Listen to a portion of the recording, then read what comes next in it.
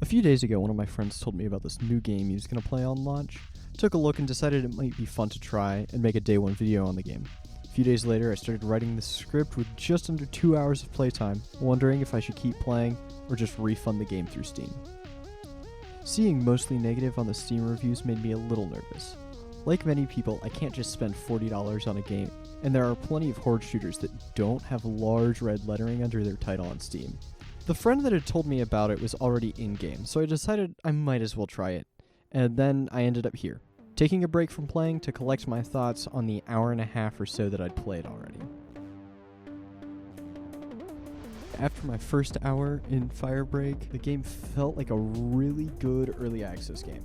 I'd feel really good about having bought the game if it was like $25 and had the early access tag on Steam, but it's not, and I just spent $40 on it. There are a ton of horde shooters that you can buy in 2025, and a ton of them only cost $20 or less.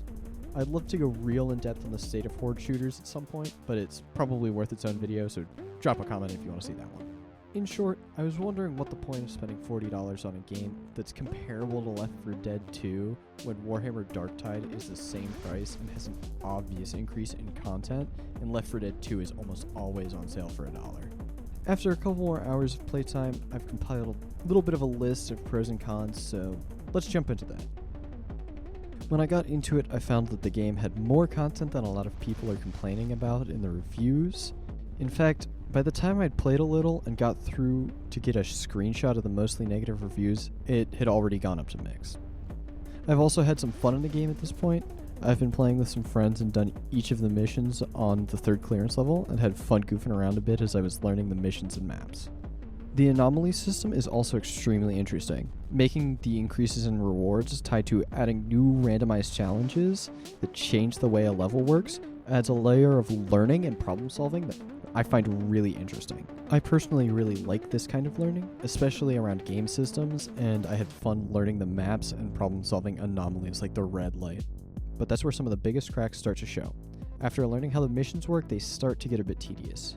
You need to beat the level on each clearance level to unlock the next one, and when the higher clearances just make the mission longer, and the first 2 clearance levels are exactly the same task with very little in the way of new mechanics, it really starts to drag. If you just want to play one of the missions to get to the part where the main interesting mechanic of anomalies are, you end up playing through basically the same room 5 times.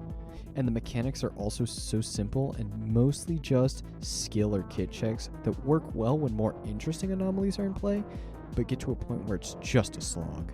Character progression is also very linear in one note, with each level of kits being a pre-prescribed upgrade, at least so far, and the perks being very flat, and almost all of the guns just being flat upgrades.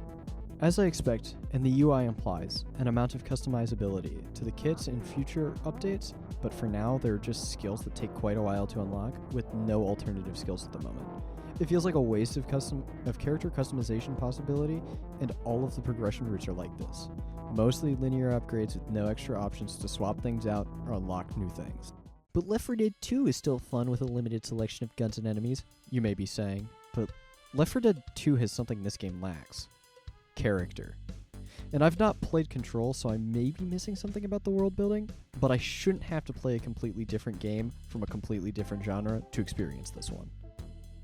The set looks like a slightly more colorful and slightly less grim version of GTFO, and the characters you play as have no personality of their own.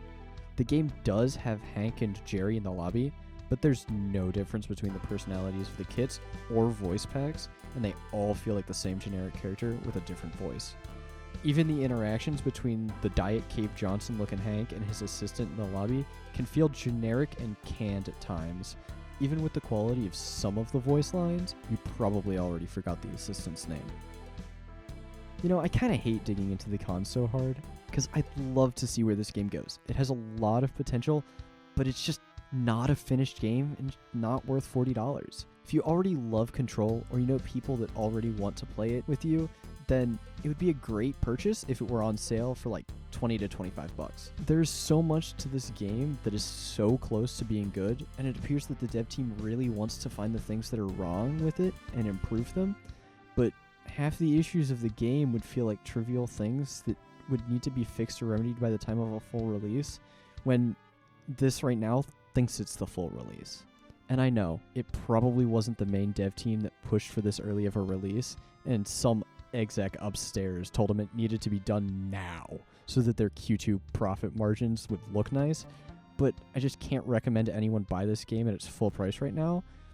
If you want an extraction or horde shooter to play, just get Deep Rock Galactic or Left 4 Dead 2 and have fun with a game that is finished now and worth way more than their $10 price tags.